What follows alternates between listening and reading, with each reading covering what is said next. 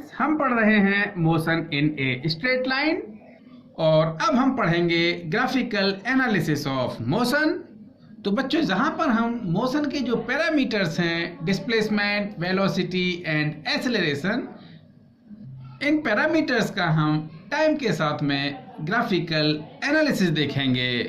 तो बच्चों, सबसे पहले हम देखेंगे डिस्प्लेसमेंट टाइम ग्राफ, और बच्चों इसको मैं पोजीशन टाइम ग्राफ भी बोल रहा हूँ।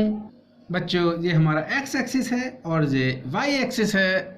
बच्चों, इस एक्स एक्सिस के अलोंग हमने टाइम, जो कि एक इंडिपेंडेंट वेरिएबल है, कंसीडर किया, और इस वाई एक्सिस के अलोंग हमने ऑब्जेक्ट की पोजीशन, जो कि टाइम के साथ में डिपेंडेंट है, यानी पोजीशन आपका डिपेंडेंट है टाइम पर, पोजीशन को हमने वाई एक्सिस के अलोंग कंसीडर किया। बच्चों, अगर किसी ऑब्जेक्ट के मोशन के लिए पोजीशन टाइम ग्राफ में ये आपकी स्ट्रेट लाइन आती है, जो कि एक्स एक्सिस के पैरेलल है, तो ये स्ट्रेट लाइन शो कर रही है ऑब्जेक्ट की पोजीशन टाइम के साथ में चेंज नहीं हो रही है। यानी बच्चों, टाइम की किसी भी वैल्यू के लिए पोजीशन ऑब्जेक्ट की आपकी फिक्स है। तो बच्चों, such type of position time graph shows that the object is at stationary condition, यानी बच्चों ऑब्जेक्ट रेस्ट में है। तो बच्चों, ये ग्राफ क्लियरली शो करता है कि टाइम के साथ में ऑब्जेक्ट की जो पोजीशन है वो चेंज नहीं हो रही है। बच्चों, अब हम इस सेकंड ग्राफ को देखते हैं। This is again the position time graph, और इसको हम बोल सकते हैं this is the displacement time graph. बच्चों, हमने पढ़ा था slope of displacement time graph represents velocity. बच्चों देखिए, जो पोजीशन टाइम ग्राफ में ये जो स्ट्रेट लाइन है, इसका स्लोप हर जगह कांस्टेंट है। तो बच्चों देखिए, इस ऑब्जेक्ट की पोजीशन यानी क्यू पॉइंट पर है, यानी स्ट्रेट लाइन में ये क्यू पॉइंट है, जो इंडिकेट करता है कि ऑब्जेक्ट की पोजीशन t1 टाइम पर x1 है, और ये p पॉइंट इंडिकेट करता है कि t2 टाइम पर ऑब्जेक्ट की पोजीशन x2 है, या हम बोले कि t2 टाइम पर ऑब्जेक्ट का डिस्प्लेसमेंट x2 है। तो बच्चों, हम इस स्ट्रेट लाइन के स्लोप को फाइंड आउट कर सकते हैं। So this p r equal to, that is the from here to here, this is x2, this is x1, so this PR that equal to x2 minus x1. Now this QR from here to here, time is t2 and this time is t1, so this time interval that is the t2 minus t1. तो बच्चों, slope of this line that is the tan theta that equal to perpendicular, so this is the x2 minus x1 upon t2 minus t1। तो बच्चों देखिए, this is the change in displacement upon time interval, so basically this is the average velocity.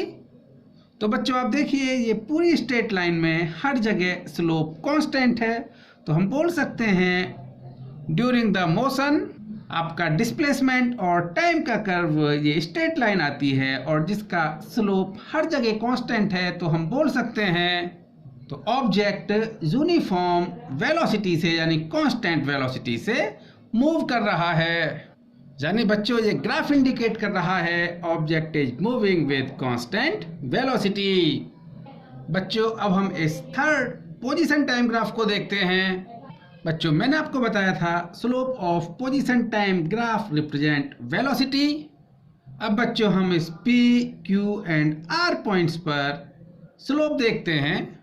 तो बच्चों, आप p, q और r points पर देखें तो आपका जो स्लोप है इस कर्व में वो कंटिन्यूसली इंक्रीज कर रहा है।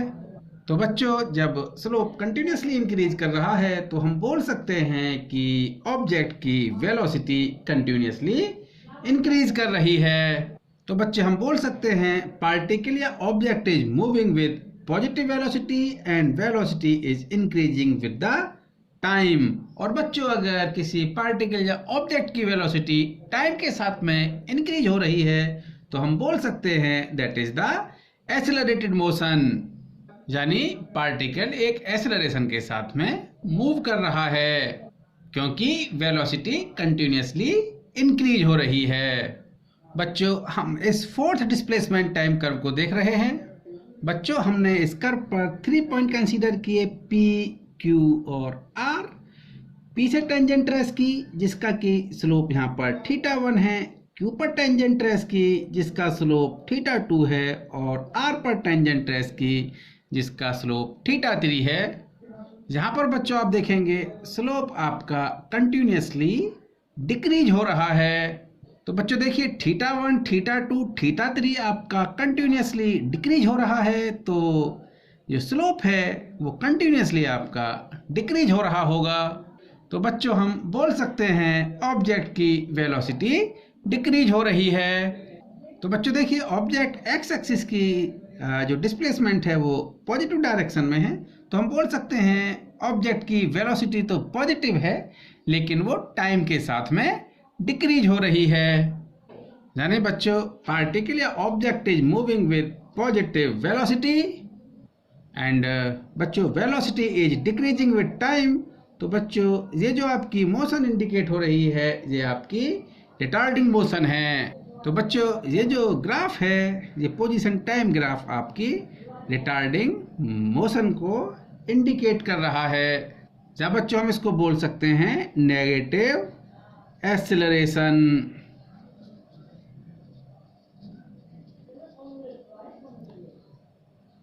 बच्चों डिस्प्लेसमेंट टाइम ग्राफ की हम इस फिफ्थ कर्व को देखते हैं, जहां पर भी आपकी ये एक स्ट्रेट लाइन है और बच्चों इस स्ट्रेट लाइन पर हर पॉइंट पर जो स्लोप है वो कांस्टेंट रहेगा। बच्चों इस डिस्प्लेसमेंट टाइम ग्राफ में देखिए बच्चों ये जो एंगल है ये आपका थीटा है और बहुत केयरफुली देखिए ये जो एंगल थीटा है ये आपका ऑब्ट्यूज एंगल है। अगर बच्चों थीटा की वैल्यू लेस देन 180 डिग्री है and theta is greater then 90 degree तो टेन थीटा की जो वैल्यू होगी बच्चों वो नेगेटिव होगी, यानी बच्चों इस लाइन का जो स्लोप है वो नेगेटिव होगा। और बच्चों पोजीशन टाइम ग्राफ में जो ग्राफ का स्लोप है वो बच्चों वेलोसिटी को इंडिकेट करता है, तो हम बोल सकते हैं ये जो कर्व है या ये जो ग्राफ है ये नेगेटिव वेलोसिटी को इंडिकेट कर रहा है। और बच्चों ध्यान से देखिए टाइम के साथ में डिस्प्लेसमेंट की वैल्यू आपकी कम हो रही है, यानी बच्चों t1 टाइम पर जो डिस्प्लेसमेंट है वो ज्यादा है और टाइम t2 जो कि t1 से ज्यादा है जहां पर डिस्प्लेसमेंट कम है। तो बच्चों हम बोल सकते हैं particle is moving toward the origin. तो बच्चों हर जगह स्लोप कांस्टेंट है तो हम बोल सकते हैं velocity of the particle is constant and velocity is negative, यानी पार्टिकल ओरिजिन की तरफ मूव कर रहा है। बच्चों हम इस नेक्स्ट कर्व को देखते हैं। बच्चों आप ये 3 पॉइंट देखिए P, Q, R और तीनों ही पॉइंट पर स्लोप बच्चों नेगेटिव है और बच्चों स्लोप कंटिन्यूअसली डिक्रीज हो रहा है। और बच्चों हमें पता है कि जो वेलोसिटी है v that is the slope of this curve at any point.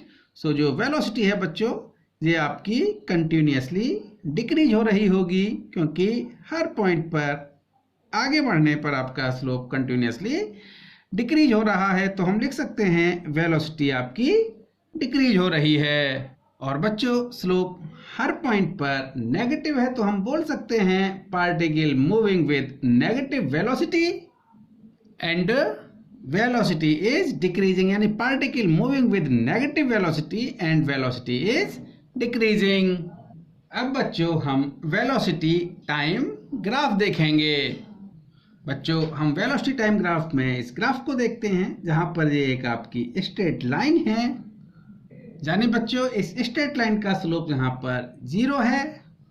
और बच्चों वेलोसिटी टाइम ग्राफ में स्लोप इंडिकेट करता है एक्सेलरेशन को, और जहाँ पर जो स्लोप है वो 0 है तो हम बोल सकते हैं ऑब्जेक्ट का एक्सेलरेशन 0 है और अगर एक्सेलरेशन 0 है तो हम बोल सकते हैं ऑब्जेक्ट कांस्टेंट वेलोसिटी से मूव कर रहा है। यानी बच्चों देखिए आप, टाइम चेंज होने पर ऑब्जेक्ट की वेलोसिटी चेंज नहीं हो रही है तो हम बोल सकते हैं इस ऑब्जेक्ट की वेलोसिटी कांस्टेंट है। तो बच्चों ये ग्राफ कांस्टेंट वेलोसिटी को इंडिकेट कर रहा है। बच्चों अब हम इस सेकंड ग्राफ को देखते हैं। वेलोसिटी टाइम ग्राफ में ये स्ट्रेट लाइन है और क्योंकि बच्चों ये स्ट्रेट लाइन है तो लाइन के हर पॉइंट पर स्लोप तो कांस्टेंट होगा ही। और बच्चों वेलोसिटी टाइम ग्राफ में जो कर्व का स्लोप है वो एक्सेलरेशन को इंडिकेट करता है। तो बच्चों इस स्ट्रेट लाइन का स्लोप हर जगह कांस्टेंट होगा तो हम बोल सकते हैं कि जो ऑब्जेक्ट है वो कांस्टेंट एक्सेलरेशन से मूव कर रहा होगा। यानी object is moving with constant acceleration. बच्चों कंसीडर किया कि t1 टाइम पर वेलोसिटी v1 है और t2 टाइम पर वेलोसिटी v2 है। तो बच्चों slope of this line tan theta that equal to v2 minus v1. So this is the perpendicular upon base. So this is the t2 minus t1. और बच्चों देखिए this is the change in velocity upon time interval और इसी को हम acceleration बोलते हैं। तो बच्चों इस लाइन का स्लोप कांस्टेंट है तो हम बोल सकते हैं कि ये आपकी कांस्टेंट एक्सेलरेशन से ऑब्जेक्ट मूव कर रहा है। यानी स्लोप कांस्टेंट तो a constant, acceleration constant, so we can say object is moving with constant acceleration. और बच्चों हम बोल सकते हैं velocity of object is increasing. तो बच्चों वेलोसिटी टाइम ग्राफ में ये जो कर्व है ये आपकी कांस्टेंट एक्सेलरेशन को इंडिकेट कर रही है और एक्सेलरेशन पॉजिटिव है तो बच्चों ऑब्जेक्ट की वेलोसिटी कंटिन्यूअसली इंक्रीज हो रही होगी। अब बच्चों हम आगे डिस्कस करते हैं। बच्चों आप इस थर्ड ग्राफ को देखिए वेलोसिटी टाइम ग्राफ में। बच्चों आप देखिए जो एंगल थीटा है this is the obtuse angle. और बच्चों अगर theta less than 180 degree and greater than 90 degree हो तो बच्चों tan थीटा की वैल्यू आपकी नेगेटिव होगी। यानी बच्चों इस लाइन का slope that is the tan theta वो कांस्टेंट है। तो बच्चों हम बोल सकते हैं ऑब्जेक्ट एक कांस्टेंट एक्सेलरेशन यानी नेगेटिव एक्सेलरेशन से मूव कर रहा है। तो बच्चे हम बोल सकते हैं ऑब्जेक्ट का एक्सेलरेशन क्या है, नेगेटिव, और वो क्या है, कांस्टेंट। यानी बच्चों टाइम के साथ में ऑब्जेक्ट की वेलोसिटी डिक्रीज हो रही है। So this is the retarding motion. Now बच्चों हम इस फोर्थ वेलोसिटी टाइम ग्राफ को देख रहे हैं।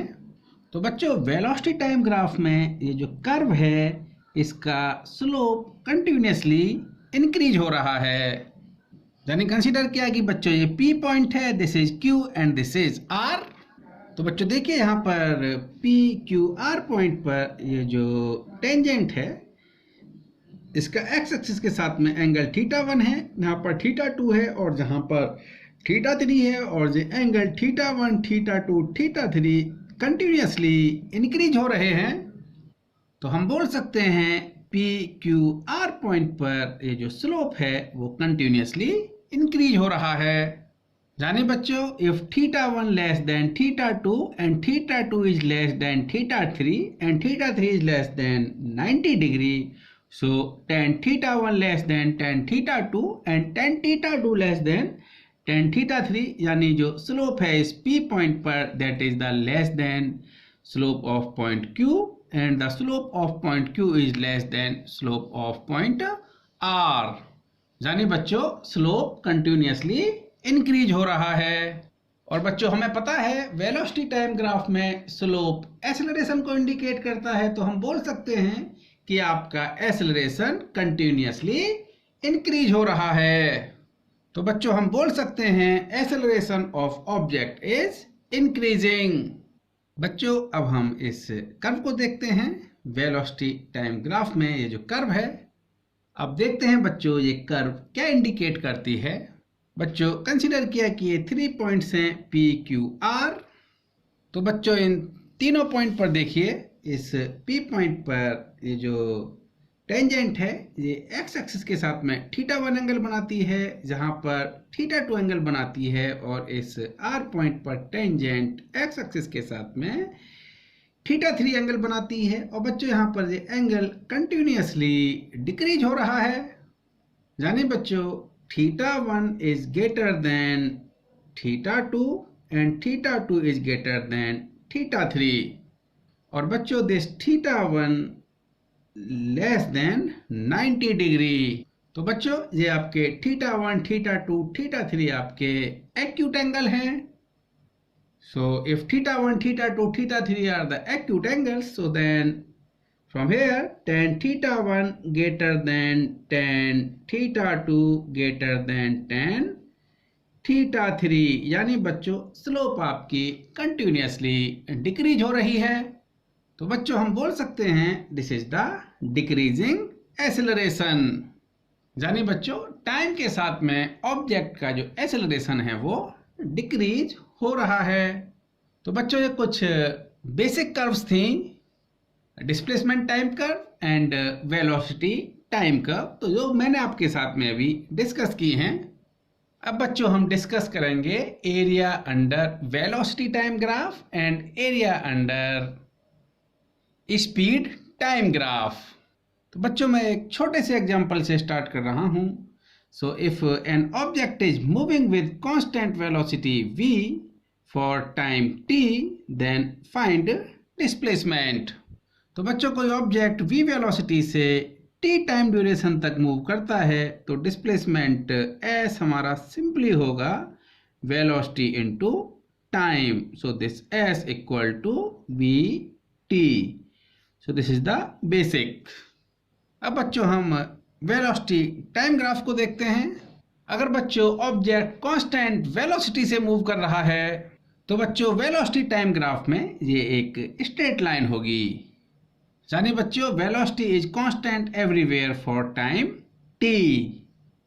अब बच्चों इस कर्व का area bounded by this time axis, so that will be v into t। सो बच्चों this that is the v into t, और बच्चों ये आपका डिस्प्लेसमेंट के इक्वल है। तो बच्चों वेलोसिटी टाइम ग्राफ में area under velocity and time curve represents the displacement. So बच्चों in velocity time graph area under velocity time curve represents the displacement. बच्चों अभी हम एक एग्जांपल से और डिस्कस करते हैं। बच्चों ये वेलोसिटी टाइम ग्राफ है, ये इंडिकेट करता है कि कोई ऑब्जेक्ट कांस्टेंट वेलोसिटी v1 से t1 टाइम तक मूव करता है, और फिर ऑब्जेक्ट t1 टाइम से t2 टाइम तक नेगेटिव वेलोसिटी यानी -v2 से मूव करता है। तो हमें बच्चों डिस्प्लेसमेंट फाइंड आउट करना है, यानी ऑब्जेक्ट कितना डिस्प्लेस हुआ, और the distance travelled by the object भी हमें फाइंड आउट करना है। तो बच्चों कंसीडर करते हैं टाइम t इक्वल टू 0 पर ऑब्जेक्ट ओरिजिन पर रखा हुआ है, और ऑब्जेक्ट t1 टाइम तक कांस्टेंट वेलोसिटी v1 से मूव कर रहा है। So displacement bye the object in t1 time में कंसीडर करता हूं ये s1 है। So this is the v1 into t1। तो बच्चों ऑब्जेक्ट पॉजिटिव एक्स एक्सिस की डायरेक्शन में v1 t1 डिस्प्लेस होता है, और बच्चों यहां पर टाइम t1 हो चुका है। अब बच्चों ऑब्जेक्ट t1 टाइम से लेके t2 टाइम तक नेगेटिव वेलोसिटी v2 से मूव कर रहा है, यानी ऑब्जेक्ट अब ओरिजिन की तरफ इस time interval t2 minus t1 में नेगेटिव वेलोसिटी v2 से मूव कर रहा है। अब बच्चों अगर मैं डिस्प्लेसमेंट की बात करूं, तो डिस्प्लेसमेंट होता है मेरा shortest distance between these two points. So displacement that equal to s1 plus this distance. So this is the t2 minus t1 into v2. So from here displacement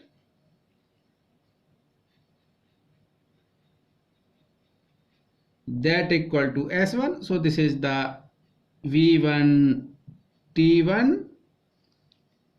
Sorry students, this is the minus. So this is the v1 t1 minus t2 minus t1 into v2.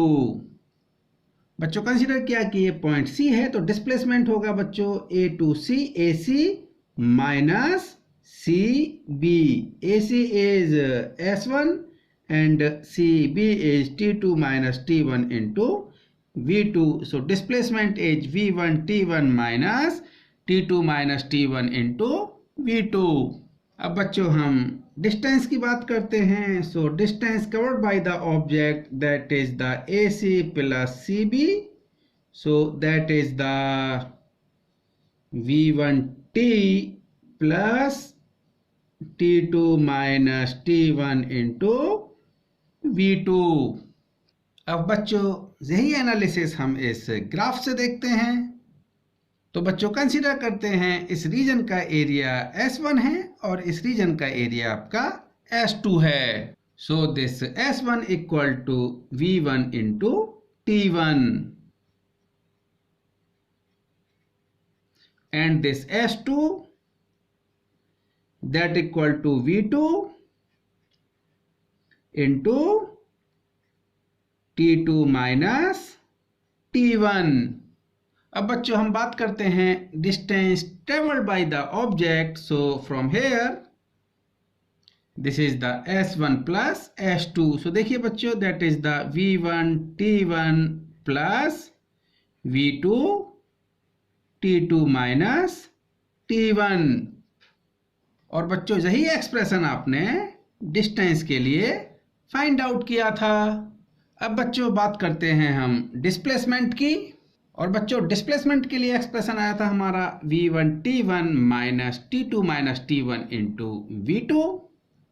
यानी बच्चों वो तभी होगा जब हम लिखेंगे S1 minus S2, यानी area of this region minus area of this region. So S1 equal to that is the V1 T1 minus this is S2 that is the V2 T2 minus T1. जाने बच्चों अगर हम velocity time graph से displacement find out कर रहे हैं और वो जो ग्राफ टाइम एक्सिस के दोनों तरफ है, जो बच्चों टाइम एक्सिस के अप साइड में यानी वेलोसिटी की पॉजिटिव साइड में है उसको हम प्लस कंसीडर करेंगे और जो वेलोसिटी के नेगेटिव साइड में है उसको हम नेगेटिव कंसीडर करेंगे. और डिस्प्लेसमेंट निकालने के लिए हम इन दोनों एरियाज को साइन के साथ में जोड़ देंगे. जाने बच्चों हम सीधा लिख सकते हैं कि जो पॉजिटिव एरिया है यानी जो टाइम एक्सिस के अप साइड एरिया है उसमें से हमें टाइम एक्सिस के लोअर साइड एरिया को सबट्रैक्ट करना है वेलोसिटी टाइम ग्राफ में डिस्प्लेसमेंट फाइंड आउट करने के लिए. और बच्चों अगर हमें डिस्टेंस फाइंड आउट करना है यानी distance travelled by the object, तो बच्चों हमें इन एरियाज का सिंपली सम करना है. तो बच्चों फर्दर एनालिसिस के लिए हम नेक्स्ट लेक्चर देखते हैं.